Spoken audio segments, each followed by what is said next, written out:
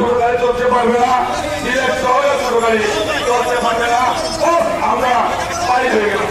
এখন আসলো বাস, বাস, city bus. হ্যাঁ, ওরা চলো বাস চলবে যারা বাসের যাত্রী, আমাদের কোনো আপত্তি নাই। কিন্তু বাসগুলা নিয়ে কোথায়? বাসগুলা নিয়ে আমাদের স্ট্যান্ডে, এই আন্দোলনের স্ট্যান্ডে একটা অভিযোগ করা করতো। যদি এই জায়গায় বাস না থাকতো, এই তারা টিপু থেকে চলাচল করতো, তাহলে এই সংগ্রাম সংঘর্ষ হইতো না, এই সংগ্রাম হইতো না। আমরা আজকের সভা থেকে এই বাসগুলাকে এই স্থান থেকে প্রত্যাহার করে তাদের টিপু থেকে তাদের নির্ধারিত স্থান থেকে চলাচল করার জন্য আহ্বান করছি। অন্যথায় বাসের সাথে কোনো অপ্রীতিকর ঘটনা ঘটলে তার দায়ভার আমরা নেব না, এটা সরকারের দায়ভার। আমরা আরেকটি বিষয় না বলে না হয়, প্রতিদিন যদি 50টা করে সিএনজি অবৈধ রিক্সা টমটম ব্যাটারি চালিত গাড়ি বিক্রি হয়, তাহলে মাসে কতটা? 50, বছরে কতটা? সেই হিসাব খেলা করার কথা। এই রাস্তায় কতটা গাড়ি চলবে, আর কতটা গাড়ি চললে রাস্তায় জাম হবে না, সেদিকে কারো কোনো মাথা ব্যথা নাই। আজকে অবাধে সিএনজি বিক্রি হচ্ছে। আমরা বারবার বলছি, বাণিজ্য মন্ত্রণালয়ে আপনারা চিঠি দেন এবং এই সিএনজি আমদানি বন্ধ করেন। সিএনজিতে আমদানি বন্ধ না করেন, এটাকে যখন আমার দেশের মানুষ, এই গরিব মানুষ এই ভবনের টাকা দিয়া টাকা বিক্রি করিয়া বিভিন্ন পর্যায়ে একটা সিএনজি কেনার পরে যখন সিএনজি রাস্তায় যায়, এই যাওয়ার সাথে সাথে সেটা অবৈধ। বৈধ গাড়িটা অবৈধ হয় কেন? এটা যদি অবৈধ হয়, আমরা জানি অবৈধ বঙ্গার মাল প্রশাসন করে।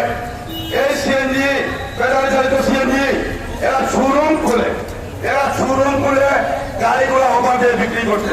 আজকে যান আপনারা কিনেন, যতটা গাড়ি কেনার প্রয়োজন আপনারা ততটা গাড়ি কিনতে পারবেন।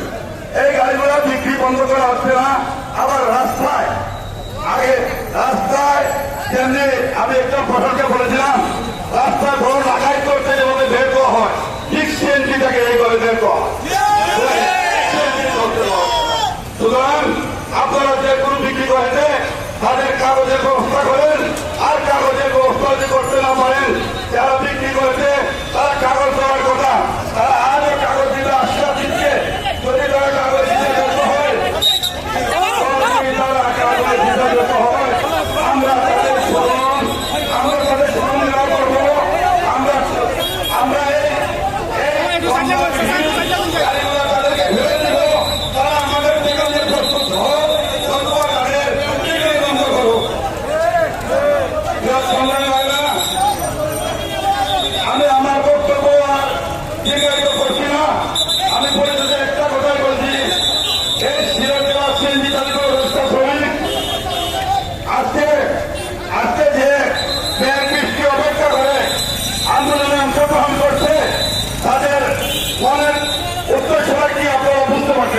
ওদেরকে এখানে কোনো কর্মফল করে খাওয়ানো হচ্ছে না।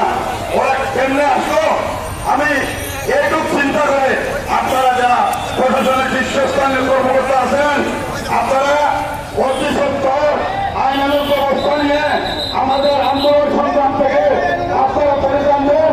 প্রথমে আমরা আমাদের পরবর্তী কর্মসূচি আরো কঠিন থেকে কঠিন করে দেবো। আমার বক্তব্য দীর্ঘায়িত করছি না। বিভিন্ন জায়গার নেতৃবৃন্দ এখানে বক্তব্য দিতে পারছেন না, বিশেষ করে এই রেলগেট সহ আমার অনেকে বক্তব্য দেওয়ার সুযোগ পেয়েছেন, আমি দিতে পারি নাই। আমি সবার কাছে বক্তব্য দিতে না পারার জন্য দুঃখ প্রকাশ করছি। এবং সেই সাথে আগামীতে আমরা যে কর্মসূচি দেব, আমাদের কর্মসূচি বাস্তবায়নের জন্য আপনারা সর্বাত্মকভাবে সহযোগিতা করবেন, ঠিক আছে? ইনশাআল্লাহ আপনাদের দাবিটা বাস্তবায়ন করে আমরা পারবো। আপনারা আমাদের সহযোগিতা করেন।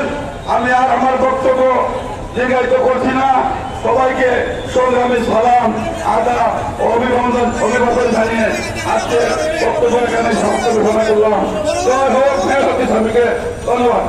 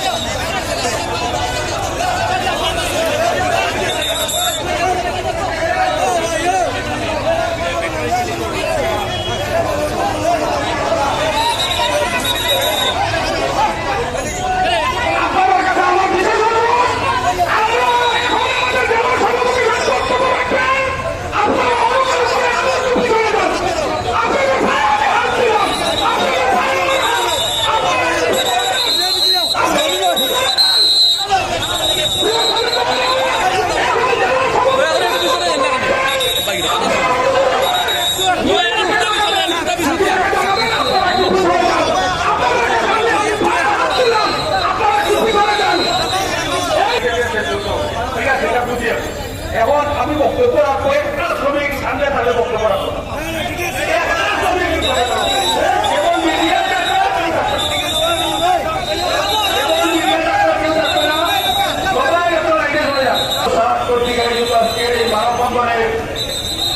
শেষ সমাপনী বক্তব্য রাখার উদ্দেশ্যে আপনাদের সম্মুখে দাঁড়িয়েছি। ইতিমধ্যে অনেক বক্তা বক্তব্য রেখেছেন, আর অনেক বক্তা আমাদের বক্তব্য রাখার জন্য আবেদন করেছেন। আমাদের সময় দিয়ে দিলাম 1 ঘন্টা। আমরা কেউ পরিবার দেখাইনি, আপনি বারবার থাকি, কিন্তু দেখালে কি হবে? মাইকের সম্মুখে যারা এসেছেন প্রথম অনুসারে দিতে হয়। আজকে আমি বক্তব্য সুযোগ পেলাম 12টা 20। তারপরেও আমার অনেক বক্তা হয়ে গেছেন, ওনারা দুঃখ প্রকাশ করছেন, বক্তব্য দিতে পারি না।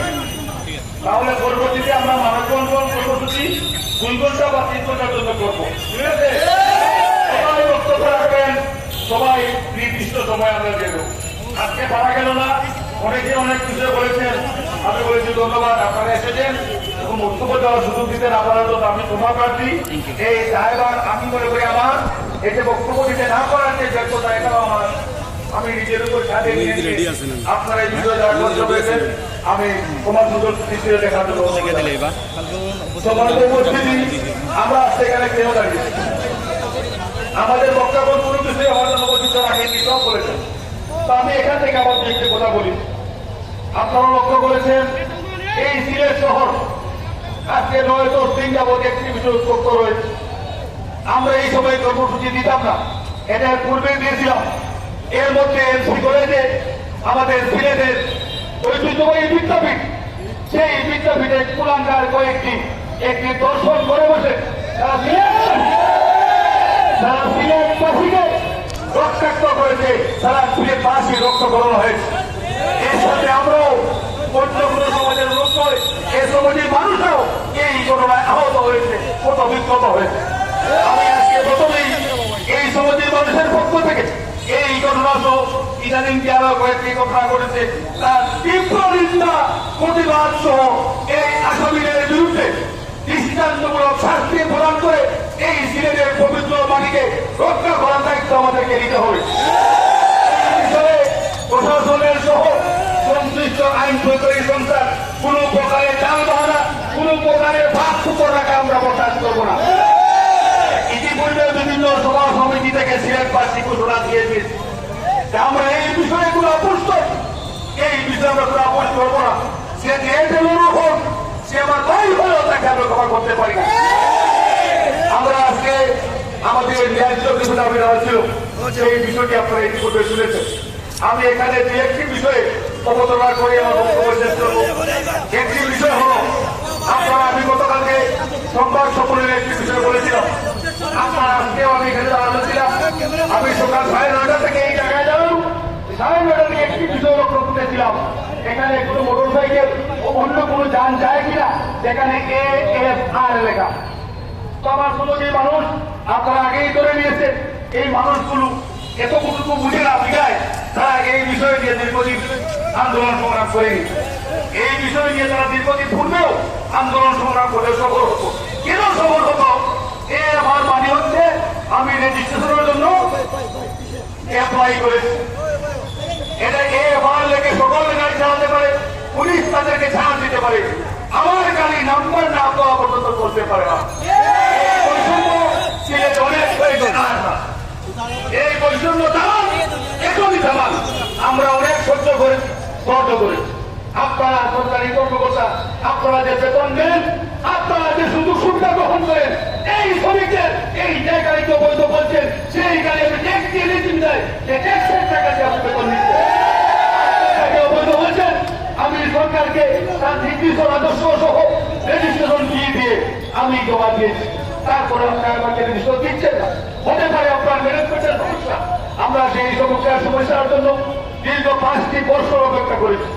দীর্ঘ 5টি বছর অপেক্ষা করে এই গাড়িকে আমি গ্যারেজে বন্ধ রাখবো, এবার সাইনবোর্ড লিখে অনেকে গাড়ি চালাতে পারে, আমরা পারবো না কেন? প্রশাসন থেকে সুস্পষ্ট জবাব আমরা চাই। আমাদের সকল লোকের বৈষম্য চলবে না, এই বিষয়টি গ্রহণ করতে হবে। আমি সাংবাদিক ভাইদের উদ্দেশ্যে একটি কথা বলব, আপনারা সকলকেই অবৈধ বলেন, এখানে অবৈধ মধ্যে ভাগ করতে হবে। অবৈধ কাকে বলা যাবে আর কাকে বলা যাবে না, আমাকে আপনি নিয়ম বহির্ভূত বলতে পারেন, আমি নিয়মের প্রকৃতি বলতে পারেন, অবৈধ বলতে পারেন না। আপনি অবৈধ কাকে বলবেন? যাকে বাংলাদেশ সরকার এই দেশে আমদানি অনুমোদন দেয় নাই, যাকে বাংলাদেশ সরকারের ঘোষণা করেছে, আপনি সেই গাড়ির সাথে আমাদেরকে অবৈধ করে আপনার একটি গ্রাহকে তুলে ফেলে দিতে চান, যার কারণে হচ্ছে না। আমি কতক্ষণ অনেক অনেকের সাথে কথা বলি, আমার কথা শোনার পর বলে, হ্যাঁ আপনার কথার যুক্তি আছে, আইন আছে, তাহলে আমার কথার যুক্তি আছে, আইন যদি থেকে থাকে, তাহলে আমার শ্রমিকের বিরুদ্ধে হয়তো হয়রানি কেন করছেন আপনারা? স্পষ্ট জবাব দিতে হবে। আমরা আরেকটি কথা বলি, আমাদের এখানে আমি নাম্বারবিহীন গাড়িগুলি আর যাতে বিক্রি না হয় সেই বিষয়ে চরম মতো করতো। আমরা দাবিটা দিয়েছি, বাংলাদেশ সরকার 2015 সালে একটি আইন করেছে। এই আইনটা কি? সেই আইনটা হচ্ছে হুইলার জাতীয় যানবাহন এবং মোটর সাইকেল, কেবলমাত্র এই দুটি বাহন বিক্রির পূর্বে শোরুম মালিকগুলি রেজিস্ট্রেশন করিয়ে দিয়ে তারপর বিক্রি করবে। আইন করেছে, গেজেট হয়েছে, সব ঠিক আছে, রাস্তায় তা ঠিক নেই। গ্যারেজের শোরুমে পুলিশ কর্মচারী করে, গ্যারেজের শোরুমে ভাড়া আছে, এই গাড়িগুলি যাতে অক্ষত থাকে, এই শোরুম থেকে আমি ক্রয় করার পরেই সেটা অবৈধ হিসেবে করে দিয়ে যায়। একই পুলিশ এই দুই আচরণ আমরা মেনে নিতে পারি না। যেখানে সেই শোরুম বন্ধ রাখার কথা, সেই শোরুম বন্ধ করার কথা, সেই শোরুমকে আপনি ভাড়া দিচ্ছেন, আর আমি সেই শোরুমকে দেখছি গাড়ি কিনেছি, আমাকে আপনি ধরছেন।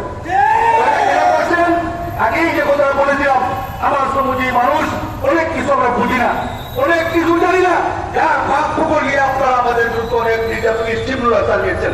আর না, এখন কারণ আমরা এই বিষয়ে প্রয়োজনে আমরা এই বিষয়ে আপনাদের বিরুদ্ধে মহামান্য হাইকোর্টে মামলা করবো।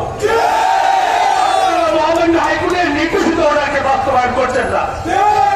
আমি ধন্যবাদ জানাই সিলেট মেট্রোপলিটন পুলিশের কিছু কর্মকর্তার বুদ্ধোদয় হয়েছে। আমি গতকালকে রাত্রে একটি পোস্ট দেখেছি সিলেট মেট্রোপলিটন পুলিশ থেকে, একটি অটোবাইকের ছবি সহ এই গাড়িগুলি অবৈধ জায়গায় অ্যাকশন শুরু হয়েছে। কিন্তু আপনি অ্যাকশন দিলেন কেন? আমার শ্রমিককে রাস্তায় হেলানো করে চলে যাবেন, সেটা আপনার নির্দিষ্ট আইন, আপনি আগে থেকেই আপনার এক্সনে যাওয়া উচিত ছিল, আপনি সেটা জানলেন। আমরা এই অটোবাইক বন্ধ, বিক্রি বন্ধ সহ সকল চলাচল বন্ধ করার জন্য দুটো দাবি জানিয়েছি। এই দাবিটা যদি আমাদের নির্দিষ্ট সময়ের মধ্যে বাস্তবায়ন না হয়, তাহলে আমরা আর শান্তিপূর্ণ কোনো কর্মসূচি দেওয়া থেকে বিরক্ত করবো না। আমরা একটি কর্মসূচি দেবো, সেই কর্মসূচি হচ্ছে যে জেলা প্রশাসক মহোদয় ওনার অনুমতি করবে এই সিলেট জেলা সিএনজি তাদের অটোরিক্সাগুলি পারমিট দিয়েছেন, ওনাকে আমরা সকল গাড়ি সমঝাই দেবো। আমি আরেকটি বিষয় এখানে বলতে চাই, সে বিষয়টি হলো আপনারা অনেক শুনেছেন মহাসড়কে আমাদের ইন্দ্রনীতিটা বন্ধ। অনেকে বলেন আমরা আইনের উঠে রাখি, আইন কেন মানি না। আমরা বলছি না, আইনের উঠে আমরা রই, আইনকে আমরা প্রচুর শ্রদ্ধা করি, আইনকে আমরা শ্রদ্ধাশীল, এর প্রতি শ্রদ্ধাশীল হয়ে আমরা মহাসড়কে এভাবে এলোমেলো গাড়ি চালাতে চাইনি। আমরা চেয়েছিলাম আঞ্চলিক রোডগুলি আমাদের জন্য ফ্রি করা হোক, যে রোডটা আমাদের বিচারিত করা সম্ভব হয়। আজকে লক্ষ্য করা যায় এখানে 4টি উপজেলায় মহাসড়কের সে বিদ্যমান। আমরা বলেছিলাম 4টি উপজেলার যাত্রী বিভিন্ন উপজেলা থেকে এক উপজেলা অন্য উপজেলায় এবং সিলেট সদরে আসার ক্ষেত্রে মহাসড়ক ব্যবহার করতে হয়। নির্দিষ্ট একটি সময় বেঁধে দিয়ে আমাদেরকে চলাচলের সুযোগ করে দিন। আপনারা সেটা গ্রহণ করলেন না। আপনারা বললেন আঞ্চলিক মহাসড়কে চালিয়ে আপনারা যদি বিচারতা করেন কিছুদিনের মধ্যেই বাইরের তো রাস্তা হয়ে যাবে। আমরা আপনাদের করে আশ্বস্ত হলাম।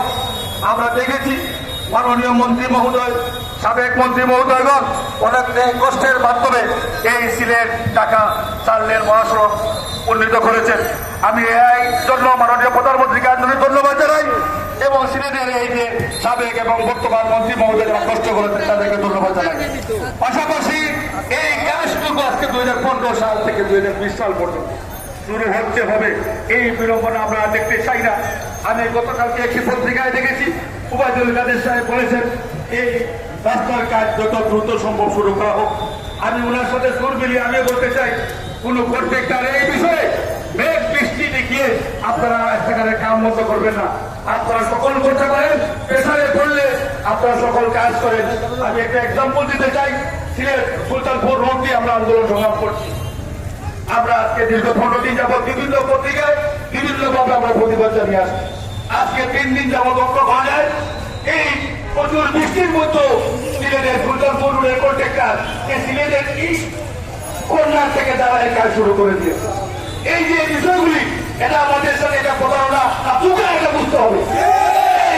আমরা করতে চাই না, কাজ শুরু করেছেন কাজ শেষ করবেন, অন্যথায় আপনার বিরুদ্ধে আমরা প্রবল আন্দোলন গড়ে তুলবো। এই বিষয়ে আপনারা সতর্ক হবেন।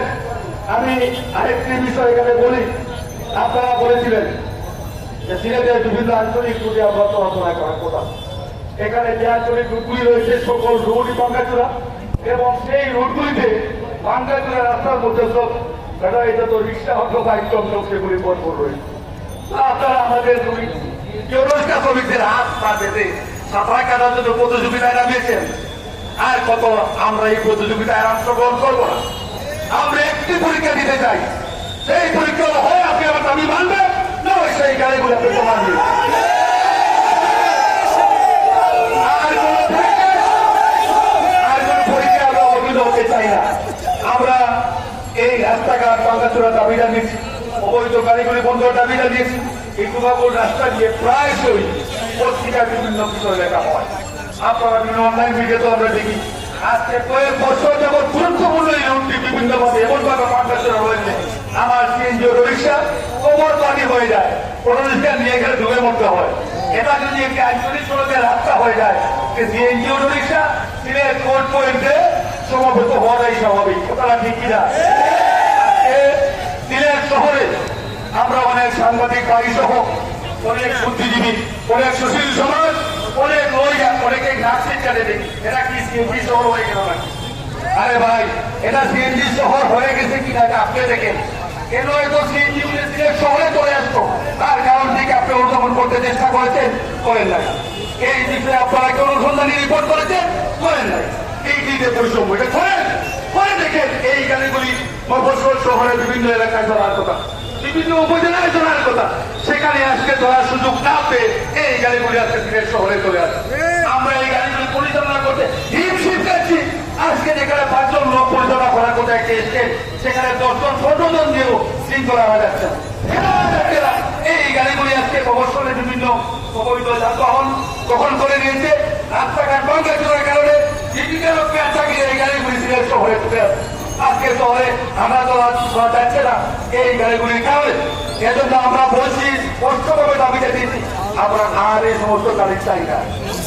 এই গাড়িগুলি বিক্রয় বিপণন বন্ধ করুন, লক্ষ লক্ষ টাকা ট্যাক্স দেওয়া বন্ধ করুন এবং যে গাড়িগুলি লক্ষ লক্ষ টাকা ট্যাক্স দিয়ে এবং বিভিন্নভাবে আপনারা রেজিস্ট্রেশন ক্লিয়ার করেছেন, অনতি বিলম্বে সেই গাড়িগুলি রেজিস্ট্রেশন ক্লিয়ার করুন এবং এই গাড়িগুলি শোরুম অনতি বিলম্বে বন্ধ করার জন্য আমি জোর দাবি জানাই। আরেকটি কথা, আমার মাইকের আওয়াজ সম্ভবত মাননীয় মেয়র মহোদয়ের কানে যাচ্ছে, কানে যাওয়াটাই স্বাভাবিক। আমি আমার অপারেটরকে বলেছিলাম একটি মাইক অন্তত মেয়র সাহেবের কানে যাওয়ার জন্য আপনি ঠিক করেন। কথাটি কেন বলছিলাম, সিলেটবাসী এই কথাটা শুনলো না, সেটা কি মাননীয় মেয়র মহোদয়ের কথাটি শোনার কথা। এই যে অটোবাইক অটোরিক্সা, এদের বিরুদ্ধে আমি আন্দোলন সংগ্রাম শুরু করেছিলাম। উনি আমাকে মিথ্যা একটা আশ্বাস দিয়েছিলেন, বলেছিলেন সিলেট শহরে এই সমস্ত শোরুম থাকবে না। আমার ইলেকট্রনিক সাংবাদিক বাইরে রয়েছে, আপনারা সাক্ষী।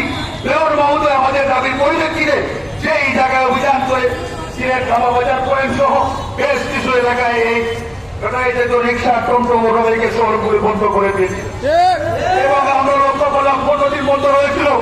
15 দিন পর সেটা আপনি কার কোন চুক্তির বিরোধে সেটা আপনি করে দিয়ে আজকে সিলেটের পরিবেশকে দূষিত করছেন।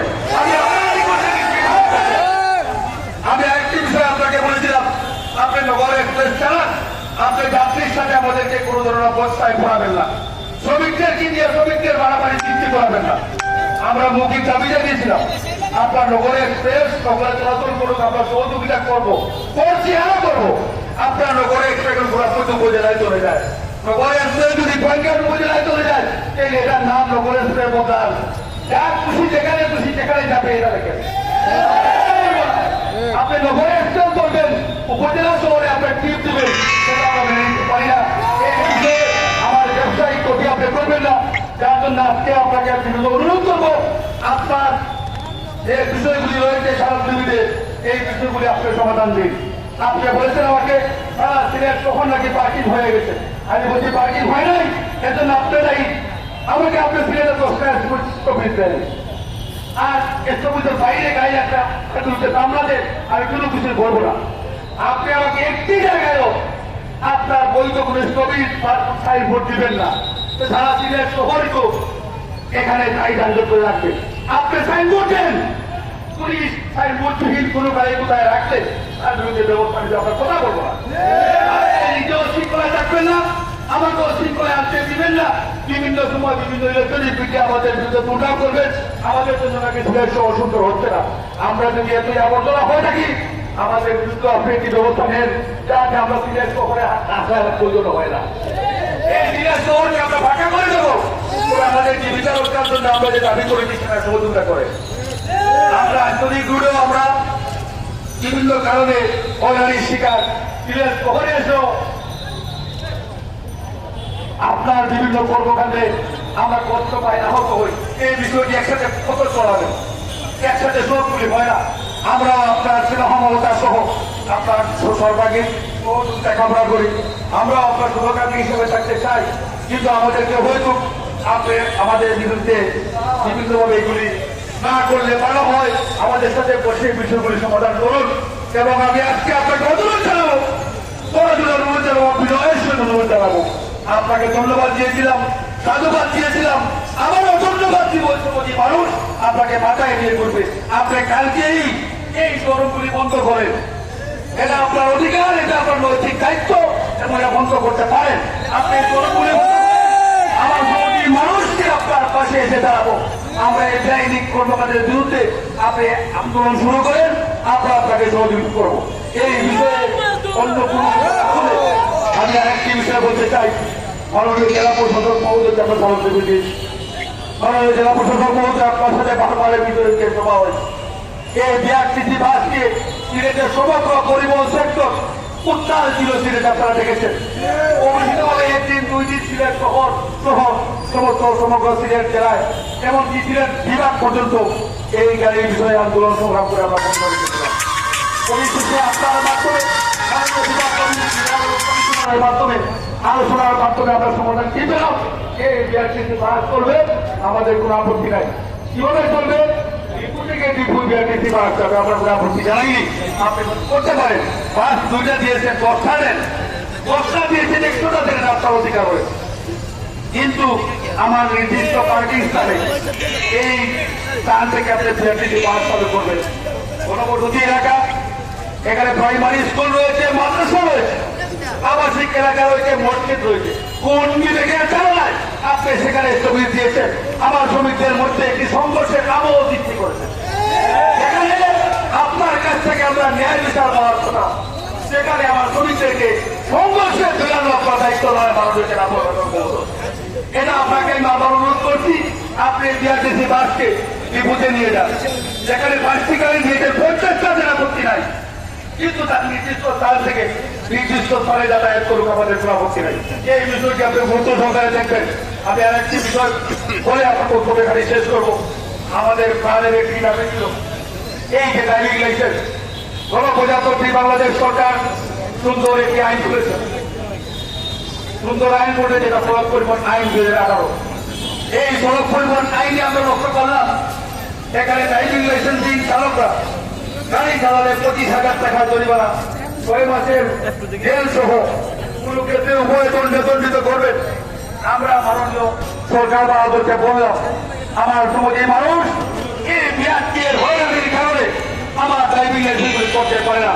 আপনারা হয়রানি বন্ধ করুন, এই ড্রাইভিং লাইসেন্স করার পর সুগম করে দিন। আমার একটি চালককেও আমরা ড্রাইভিং লাইসেন্স চালাতে আমরা দেবো না। সরকার বাহাদুর আমাদের দাবি মেনে নিলেন, 6 মাস পর্যন্ত আমাদেরকে সময় দিয়েছেন, কিন্তু বিআরটিএর কর্মকর্তা তো কোথাও নাই। সেই সিলেটের যে বিআরটিএর কর্মকর্তা আগে ছিল, এখনো সে সরকারের বিভিন্ন সময় চলে যাচ্ছে, সেই কর্মকর্তাদের দুর্নীতি এখনো থাকে নাই।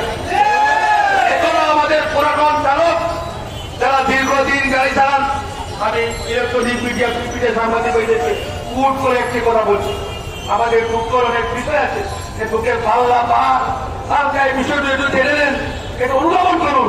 আমার 25 বছর 15 বছর যাবৎ চালক গাড়ি চালায়, তার ড্রাইভিং লাইসেন্স প্রমাণ করতে গেলে এখানে একটি বিল টেস্ট দিতে হয়। সেই বিল টেস্টে ওই চালক যদি অসৎ বিআরটিএর কর্মকর্তাকে 2,000 টাকা নগদ দেওয়া না হয়, তাহলে এই ড্রাইভিং লাইসেন্সটা তারা হাতে আর পায় না। যখন একটি লাইসেন্স প্রমাণ করার ক্ষেত্রে এই বিআরটিএর এই সমস্ত দুর্নীতি নিয়ে আমরা কত আন্দোলন সংগ্রাম করেছি, বিআরটিএ ঘেরাও করেছি, জেলা প্রশাসক মহোদয় নিকট স্মারকলিপি দিয়েছি, এর পরিশ্রম পাচ্ছি না।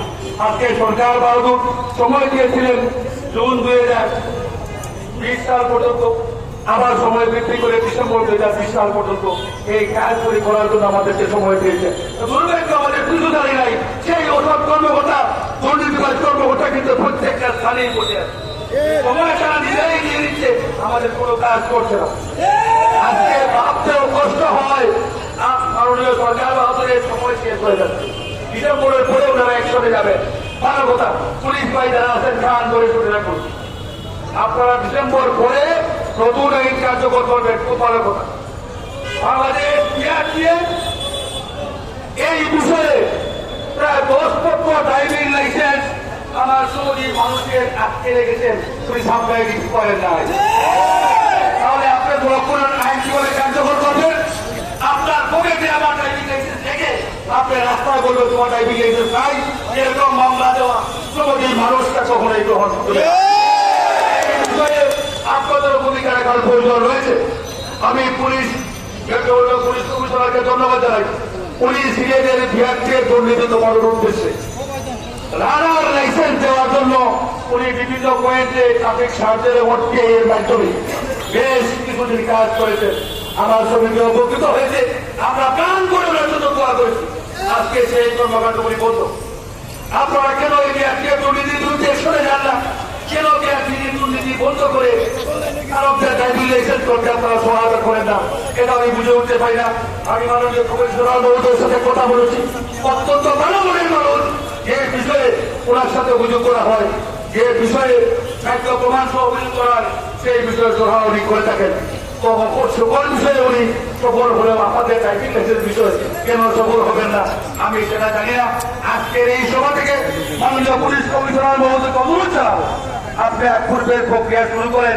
এখনো যে সমস্ত চালক ড্রাইভিং লাইসেন্স গ্রহণ করতে পারেনি, আপনি টিআই সার্টিফিকেটের মাধ্যমে এই কাজগুলি করলে আমাদের শ্রমিকরা উপকৃত হবে এবং বিআরটিএর দুর্নীতি বলতে আপনি বিগত সময় উদ্যোগ নিয়েছিলেন, আগামীতেও সেই উদ্যোগ নিয়ে আমাদেরকে সেই দুর্নীতি থেকে রক্ষা করবেন। আমি আপনার প্রতি সেই অনুরোধ থেকে মাননীয় পুলিশ সুপার মহোদয়ের একটু রাখতে চাই। সিলেটের পুলিশ সুপার মহোদয় আপনারা জানেন যারা ফরিদুদ্দিন সাহেব অত্যন্ত ভালো মনের মানুষ, অত্যন্ত সফল এবং সার্থক পুলিশ সুপার। দুর্ভাগ্য সেখানে আমাদের কিছু চলে নাই। পুলিশ সুপার মহোদয় সকল ক্ষেত্রে সার্থক হলেও আমার ছোট ভাই কিছু সার্থক হতে পারে।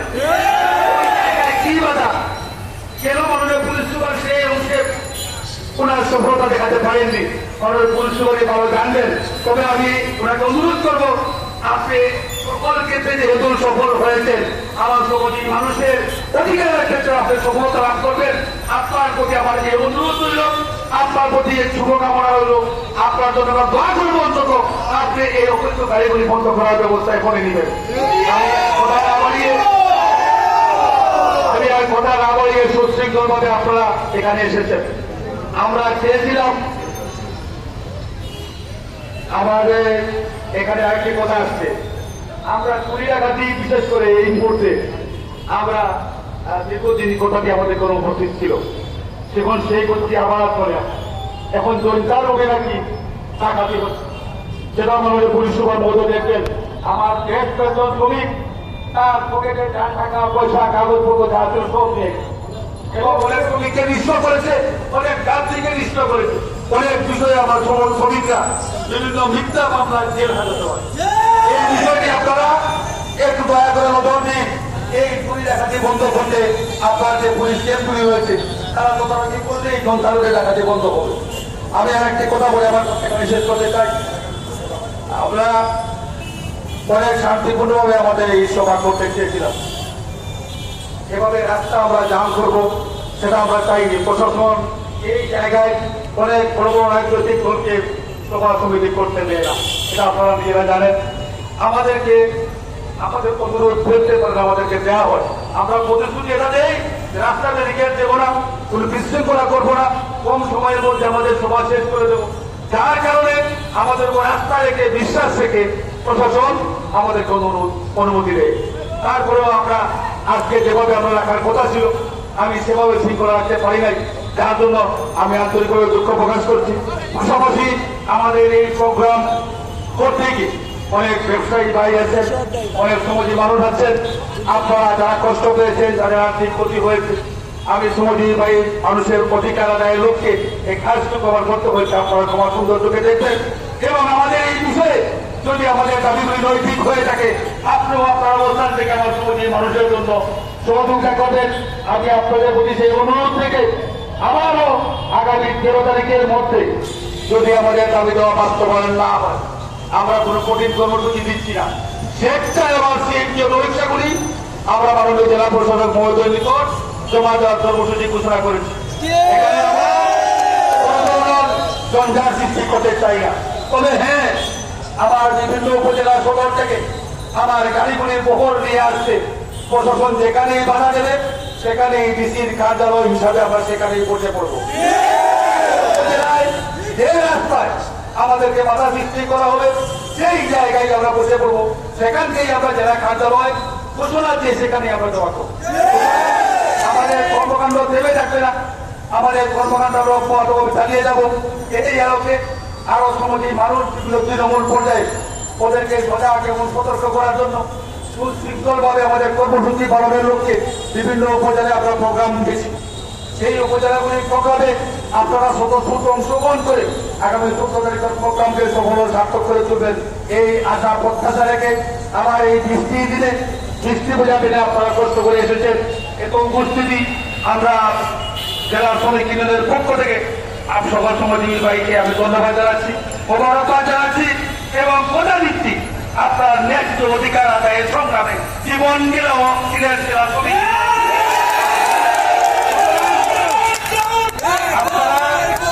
আপনারা কেবল আমাদের একটি অনুরোধ শুনবেন। আপনারা সুশৃঙ্খলভাবে এসেছেন, রাস্তায় কোনো ধরনের কোন গেঞ্জাম করেন নাই, কোন ভয় হল্লা করেন নাই। এই সভা সমাপ্তির পরও আমরা সুশৃঙ্খলিত জাতি, আমরা শৃঙ্খলা মান্য করি, আমরা শৃঙ্খলিতভাবে চলতে জানি, এটার প্রমাণ আপনারা ফিরে যাওয়ার সবাই রাখবেন, বিভিন্ন উপজেলায় মিটিং মিছিলে রাখবেন। এই আহ্বান জানিয়ে আমার বক্তব্য শেষ করছি। আল্লাহ হাফেজ, জয় হোক বিরোধী শ্রমিকের।